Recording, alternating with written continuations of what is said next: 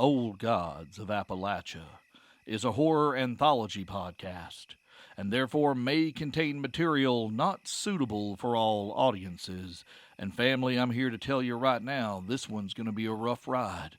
Refer to the content warnings in the show notes and listen responsibly because, as always, listener discretion is advised.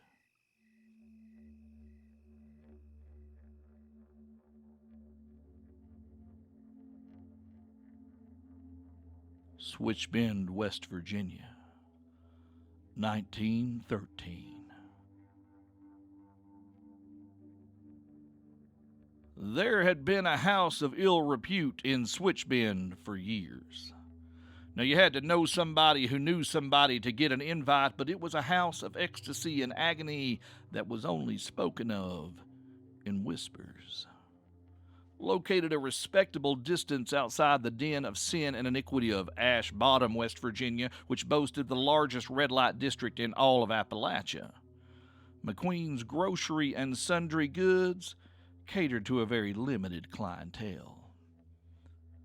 You see, the McQueen family, being the hood-wearing, blood-oath-swearing kind of folks that they were, well, they kept their trade in the ways of the flesh exclusive to the very rich and the very white. Well, over in the bottom, blacks and whites were commingling and laying down with whoever they wanted, and ain't hardly nobody said boo. They was whole houses that black folks owned and run themselves. The free state of McDowell County, somebody had called it. If you'd asked Jimmy McQueen, not that anybody did, and not that that ever stopped him, the whole world was falling apart and going to hell in a handbasket. Now, this outlook might stem from the fact that Jimmy McQueen had been a small-minded, hateful little bigot for most of his 47 years, or it might be because, at this given moment, as he stood on the street, Jimmy McQueen's grocery store and the parlor house upstairs were being ransacked and destroyed by company men. Oh, and that his throat was in the vice-like grip of a behemoth in a tweed suit they called Mr. White. "Now, Jimmy," Mr. White began, the Pennsylvania Dutch of his long-forgotten childhood leaking out a little like it did. "It wonders me how you thought this would be all right now. We send you a very important person for the entertaining. Show him a little drink, a little pink. Let him do that thing we lets him do from time to time, and he eats himself full, and you get paid. We take care of the mess. You get a new girl or three, and things go by just henny do." "Please, Mr. W, I didn't," Mr. White squeezed, lifting Jimmy McQueen into the air like a child. "Mr. White, no once. Mind your manners yet." "Mr. White, I didn't know anything had happened. I didn't know Mr. White squeezed harder still. Don't you say his name." Jimmy saw stars, then white. Then the world hove back into view as the giant man let air back into his lungs. "I didn't know anything happened to him. He always likes to sleep with whatever's left of him. You know how he is. He's like a pig in shit." Mr. White drew back a fist the size of a ham, but stopped as long, thin-boned fingers gripped his enormous shoulder. "Easy now, Mr. White," came a voice that felt like a whole flock of geese taking their evening constitutional through a graveyard. Mr. White did not release Jimmy McQueen, but shifted his eyes back to the tall, thin shadow of his partner. "Mr. Erskine, I did not see you return." "Of course you didn't, Mr. White. Put the greengrocer down. We're not done with him yet, but I need to speak with you in private." Mr. White let the gasping little man fall the considerable drop to the ground where he looked set to run for the hills. "Stay where you are, James. We might have a few more questions for you." Mr. Erskine pulled his partner away and into a nearby shadow so not to be overheard. "The others are heading west into Kentucky. We're heading south. She's nowhere near. We don't know how long Mr. White flinched. Erskine rolled his eyes. "How long he has been dead." Mr. White breathed out a slow, shaky breath. You were that scared of him, were you? Erskine chuckled, the sound of rotting teeth swirling in a teacup. I seen him eat 3 men now once. They couldn't do nothing to him. Big strong men they were, hollow men, and he just opened up and ate himself full. Yes, you've told me the story. Relax, Erskine snorted. His form has already dissipated. Nothing left up there but a pond-sized pool of sulfur, sick and shit. They'll never get the smell out. We're doing them a favor. Did they find his...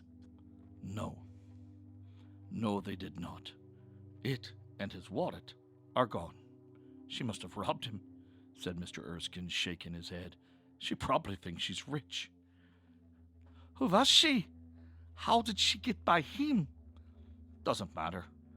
If she opens it, she dies. Which she's going to do anyway. Touching it would be enough over time. But what she has is company property. And that makes it our business. Come now, Mr. White. Let us away. What about Jimmy? Oh, right. James! Jimmy McQueen looked up, and Erskine gestured lazily with his forefinger, and Jimmy McQueen's throat split open as if sliced with a very sharp razor. No more questions, son. And with that, Messrs. Erskine and White of Barrow Mineral Resources slipped into the night as a cold, smokeless flame began to flicker from the upstairs window, and McQueen's grocery and sundry goods began to burn. And by morning, in that regard, the world would be a better place.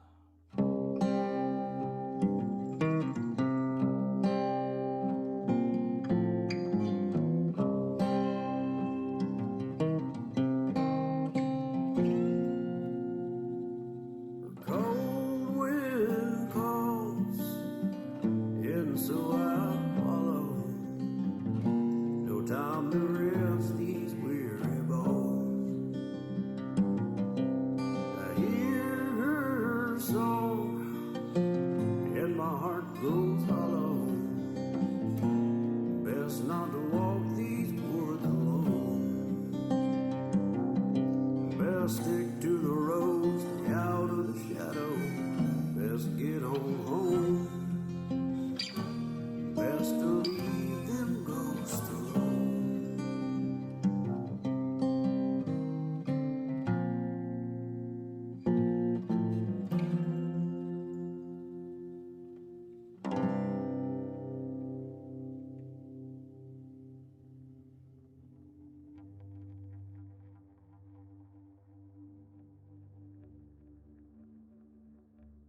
Flat Top, Virginia, the very next day. Vera Blevins had never been so scared in her whole life. And with the life she'd lived, that was saying a lot. See, she had been traveling and selling what the good Lord gave her since she was old enough to have run from her daddy's house in Baker's Gap. She'd seen men do every form of kindness and cruelty you could imagine. She'd seen sweet, nervous boys from the camps turn into liquor-soaked demons in a matter of weeks. She'd seen men, cold and dead-eyed, move like machines as they took what they'd bought and paid for from some working girls. She'd seen women who'd been kept like courtesans for years by bosses and men with money, and she'd seen girls barely in their moons torn up and buried behind houses with no names. She'd seen bad. She'd seen worse. She'd had both done to her in time. She'd come to Ash Bottom because she heard it was different. The girls were treated kindly because the ones who run them understood that kept goods sold better than damaged ones. And that was partly true. Most of the houses were integrated, run by black and white folk alike, who actually treated girls like they was people. But as was the custom with her rotten luck, Vera had landed at a saloon called Milton's. Word was that it was owned wholesale by the B&L Combine, private parties and such. Didn't seem that bad the first week or two she was there until a girl named Polly asked to go home to Kentucky to see her mama buried, and a bull named Calhoun broke her jaw for asking. It soon became clear that once you were broken in and known to be company property, you didn't get to leave Milton's saloon and comfort palace unless it was to be paraded around to show off the wares, or in a pine box. 3 hots and a cot, sure, and a little money to spend on your room, but that was about it. Otherwise, you were to shut up, show up, and put out on command. There were girls who tried to run. Vera had been one, but there wasn't nobody in all the bottom that was willing to help a girl from one of the company houses. No, sir. First time they cracked 2 of her ribs and still made her work. No visible bruising allowed, mind. The second time she run, they brought her to see the manager, the owner's boy. Bruce Milton barely looked up at her as Calhoun told him what Vera had done and what she had stolen from the house when she left. Vera had tried to protest. She didn't steal anything. She just wanted to go. She didn't want no trouble. They could keep all her pay. Just please let her go. Bruce Milton had smiled that flat little smile of his and told Vera she could go. In fact, he had a brand new job for her over at McQueen's Grocery and Sundry Goods in Switch Bend. Vera felt like she was dead already. All the girls knew McQueen's. There were terrible rumors about what went on above that grocery store. It was said that when men from the home office up in Barrow, Pennsylvania came to visit, that was where they went to blow off steam. It was the executive parlor house, where darker appetites were satisfied in ways that Vera could not imagine. She was moved out of Milton's that very day. They'd marched her right through the storefront downstairs, past folks buying flour and eggs and produce, to the back corner of the store right by the loading dock. There was a staircase hidden behind the high shelf in the dry goods section. A clerk would have to open the door after a customer asked, "What meat's on special today?" so that they might ascend to more private environs upstairs. Now, the grocery store downstairs wasn't nothing special, but the rooms up above were lavishly furnished with fine furniture brought from the old country. The front rooms were your standard affair. A dresser, a washstand, and the biggest, nicest beds Vera had ever laid and worked in. It was the back rooms you tried not to think about. Behind the facade of the parlor house, the building opened up more into a warehouse. High-ceilinged rooms with black stone walls and floors made of a steel mesh that could be hosed out to clean up.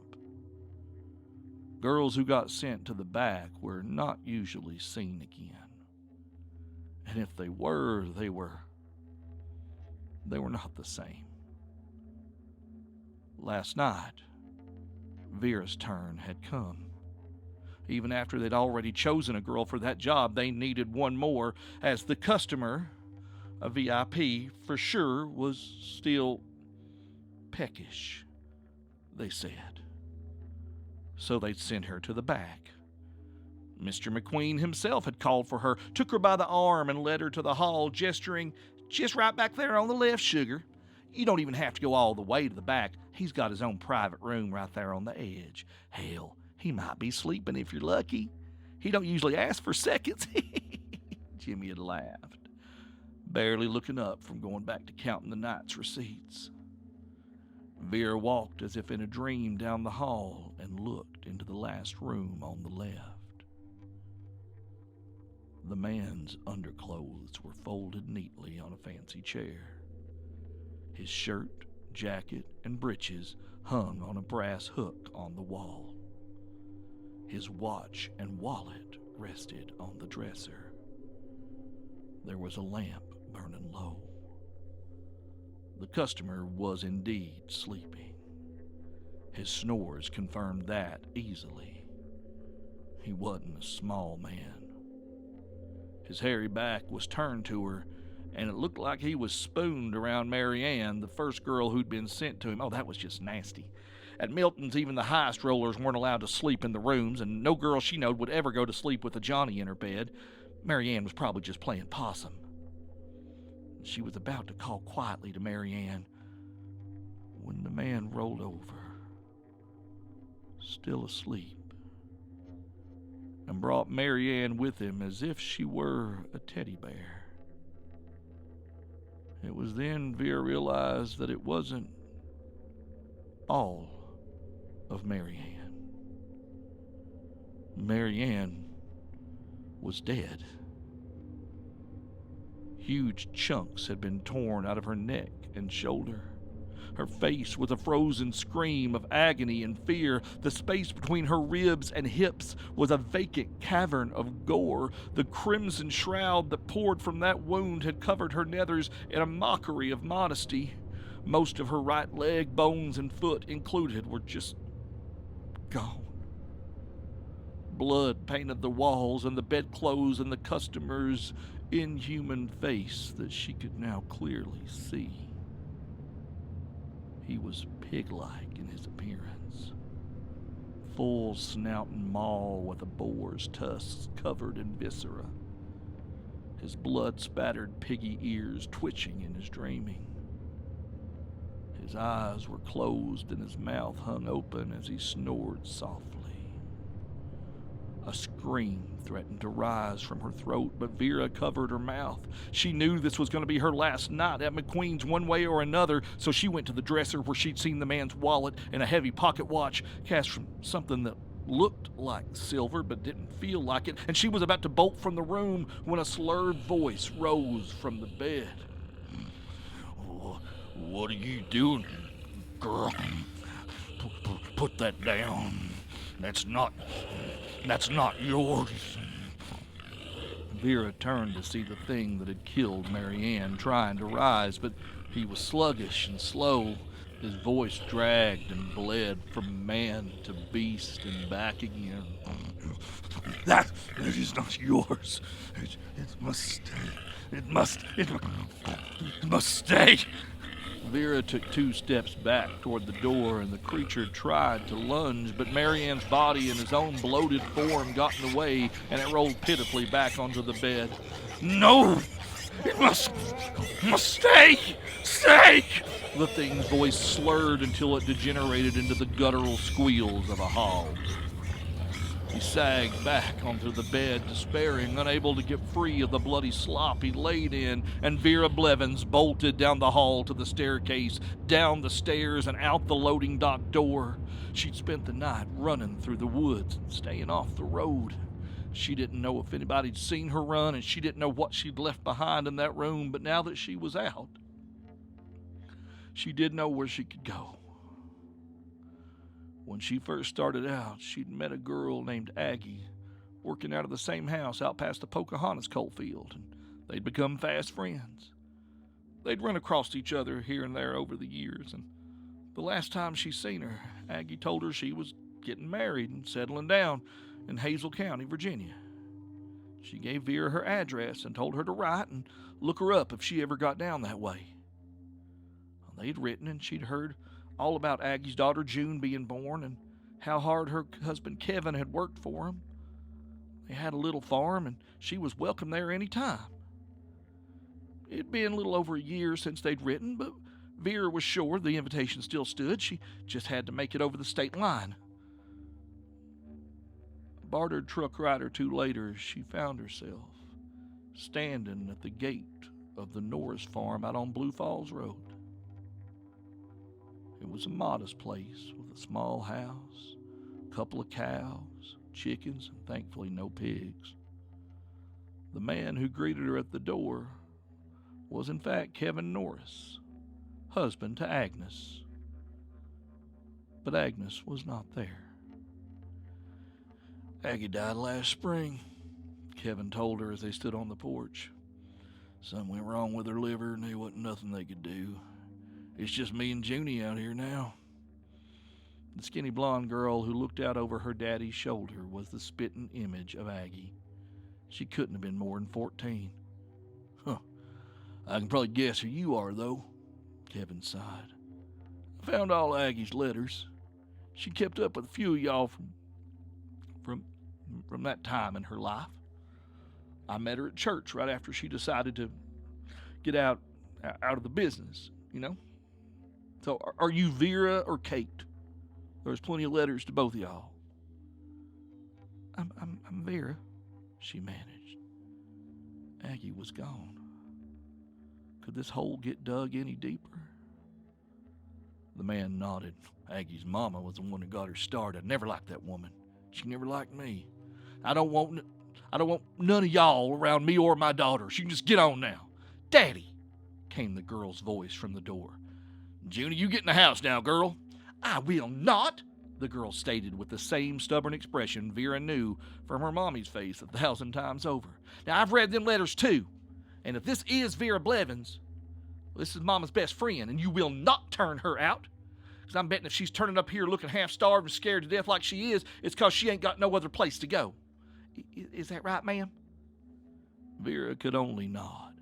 Then you get in this house and have supper with us right now. Her father opened his mouth to protest further, but June Norris would suffer no arguments. You look me in the face and tell me Mama would turn her away. Tell me, Daddy. Kevin Norris looked down and conceded. All right, you can stay tonight, but you got to go in the morning. I'll drive you to the train station myself. What's for supper then, Junie? As the Norris family and their guests settled into an awkward supper that at least gave Vera a moment to catch her breath, darkness gathered outside in more ways than one. Mr. White and Mr. Erskine stared down at the Norris farm from the tree line. They'd been here a while waiting for the girl to arrive. Vera Blevins had had no time to gather her things, so the two had found and read their fair share of correspondence between Vera and Agnes Norris, and the address was right there on the envelopes. They would wait until full dark, shed these ridiculous shapes they wore during daylight hours, and tie up these loose ends. Now, Mr. White, who in his former life had been nearly as violent and murderous as he was now, was running out of patience. The further from the home office they got, the more of his old self crept back in. When a man was hollowed by the Vera family, he was emptied of himself, his soul and mind scourged clean by the black dust that hangs in the air of Vera, Pennsylvania.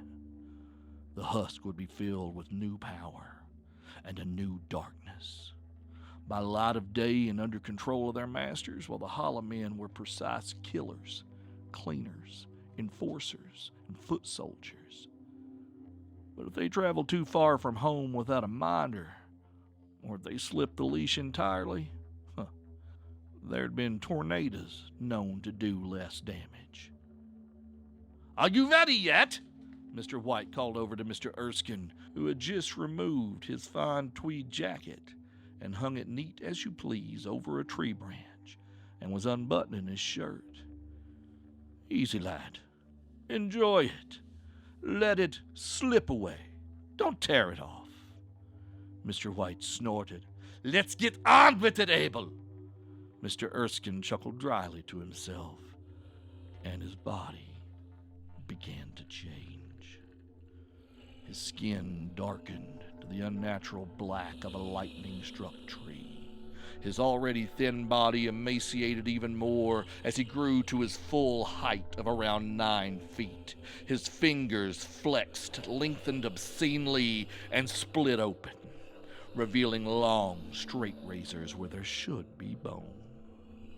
His entire face vanished into a featureless mask of shadow and burnt skin. Mr. White roared, seeming to fold in on himself as his body bent and cracked, and his thick skin grew even thicker, his forehead even heavier. He did not grow larger so much as he hardened, his skin shedding dust like dry concrete. His eyes became narrow slits lit by a pale orange glow, and a crown of short, blunt horns blossomed from his forehead. When he walked, The earth shook, just a little. Without further delay, the two hollow men left the bush and crossed the property line to the Norris farm, bent on murder. Once they crossed that fence line, though, they found themselves confused. Now, they'd watched the farm all day and they'd seen livestock and chickens and people, but now in the dark, the farm looked abandoned. The barn was rife with rotten hay and the doors swung wide and brittle. The chicken coop was empty and the fence sagging and broken. There was no sign of any sort of life, animal or man. The farmhouse stood on a slight hill in the middle of the property, and despite something feeling off, the two nightmares charged in, where they'd presumably catch their quarry and her new companions having an after-supper coffee or a snort of whiskey, but the house was just empty. Just one narrow room that smelled like waste and wet earth. "What the hell is this, Navons?" bellowed Mr. White as he punched a wall, his boulder-like fist passing through it like paper. "Where are they?" Mr. Erskine was trying to keep his cool. That was his job. Whitey knocked things down, but he cut them up nice and neat and kept everything tidy. He drifted back outside the building and looked around the desolate farm. "We've been here all day. This doesn't make any sense!" he roared, striking the front door with his razors, the soft wood splintering under the impact. "I am tired. I am hungry. And I have had enough. And why does it smell like shit in here?" And with that, Mr. Erskine also lost his composure completely and began slashing and striking the house, losing himself in the glorious oblivion that was being a hollow man. From the window of the actual farmhouse, Kevin Norris, his daughter, and their guest watched the monsters fall into a state of frenzy.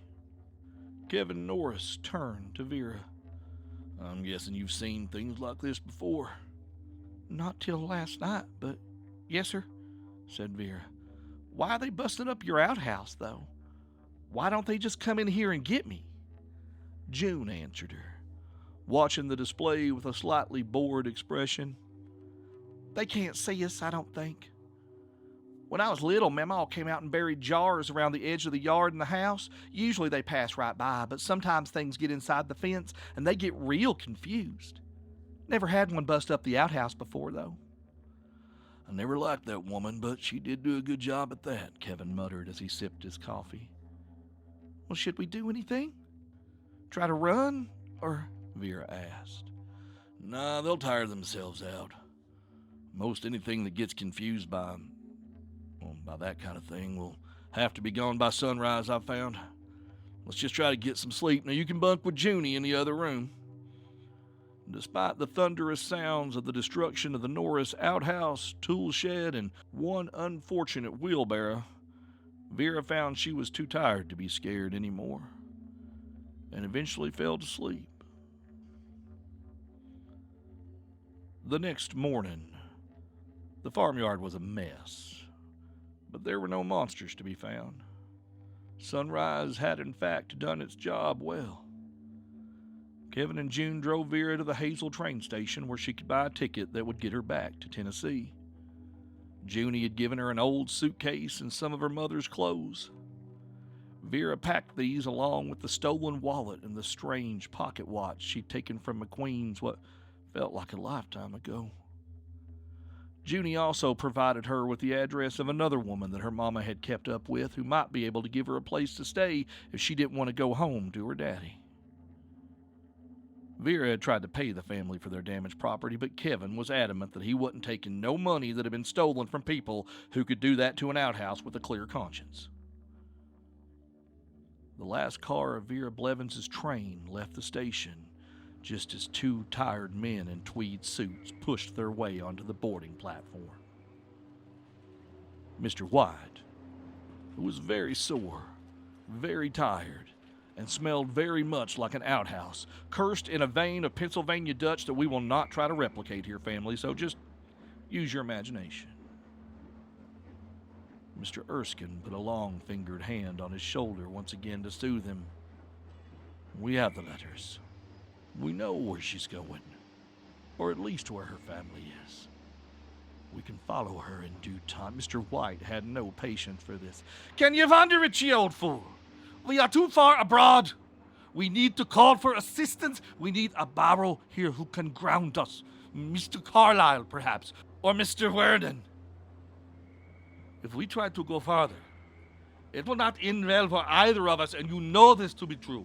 Do not give me that look. I saw you last night, Abel. You lost control. You almost, before Mr. White could finish that thought, a man stepped from the ticket counter and made a beeline to the place where they stood. He smiled wide and extended his hand, shaking both men's before they could even react.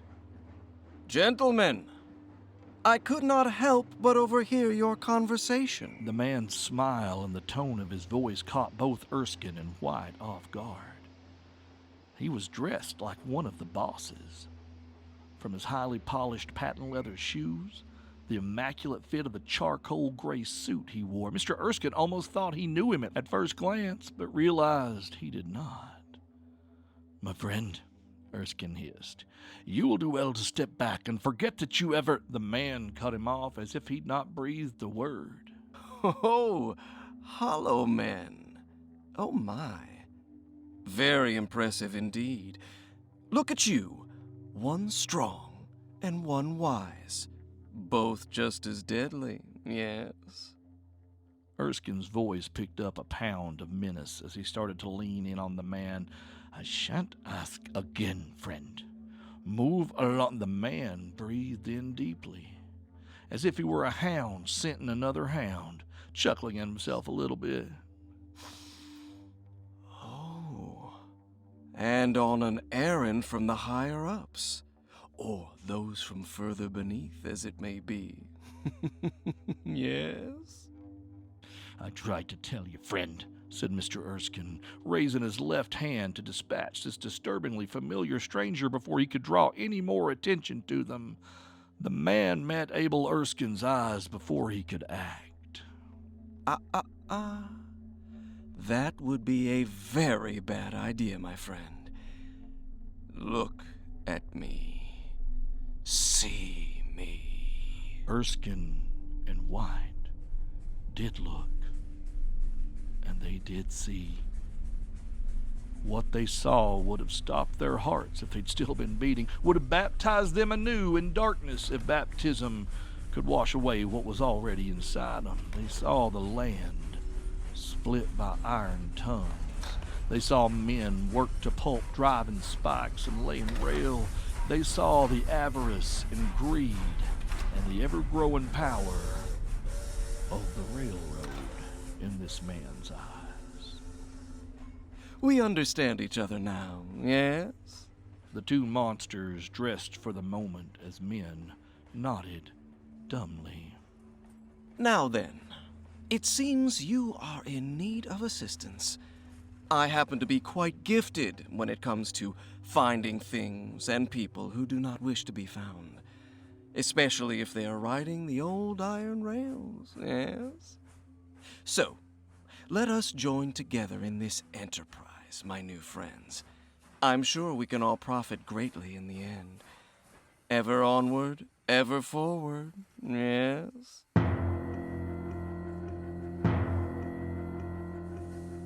There is a curse upon my every waking breath, and I cannot escape the darkness. Well, hey there, family. Thank you for joining us for this, the second installment of our flashback journey to find out what happened with the local magistrate and the railroad man. Hope you've enjoyed getting to know Mr. White and Mr. Erskine as much as I have. And I hope you'll join us next time around to find out where they end up with their new friend.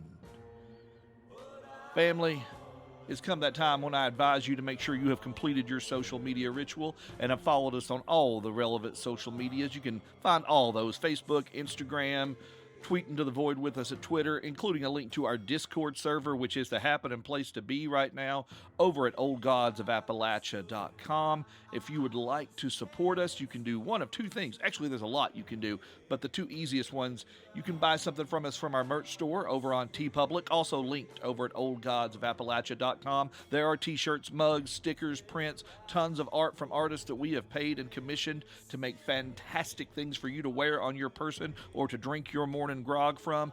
I highly advise going over to pick that up. We get a small piece of that, and it helps keep the lights on. The other way you can support us is to become a patron on Patreon, and that is becoming an increasingly good deal by the day. Go over to patreon.com/oldgodsofappalachia. If you go $5 a month, you get access to the brand new live panel discussion of the Red Thread Society, where you can hear members of our Discord community positing their theories and being very, very clever and charming. Say hey to those folks over on Discord. Shout out to the Red Thread. And if you step that up to $10 or higher, oh, sweet darkness, you get access to Build Mama a Coffin, all 17 episodes, the two-part extravaganza, horror, peanut butter, and death smoothie that is Door Under the Floor, written by Cam Collins, performed by yours truly and a few fantastic actors from the Old Gods family, as well as a whole bunch of post-season 2 programming that we just started cooking up not that long ago that we'll be announcing very, very soon. It's about to get real exciting over on Patreon, and there are so many new projects that we are just shaking in our boots to share with you, family. So I'm just going to whet your appetite and tell you there's stuff coming down the pipe that's going to answer a lot of questions involving things like tabletop role-playing games and maybe a few other things y'all have been asking for in terms of music. It's all in the works. It's all in the pipes. But you got to listen. You got to be alert and stay vigilant, because you know the shadows come when you're not looking. And the best way to find out about that stuff first, be a patron on Patreon. I tell them everything first. Occasionally I let stuff slip over on Discord when I stop by there and hang out, but patreon.com/oldgodsofappalachia is number one way to give us your support and get the newest information first. Old Gods of Appalachia is a production of Deep Nerd Media. Our intro music is by our brother Landon Blood. Our outro music is by Those Poor Bastards. Today's story was written and performed by Steve Shell, and the voice of the Railroad Man was Yuri Lowenthal. See you soon, family. See you real soon.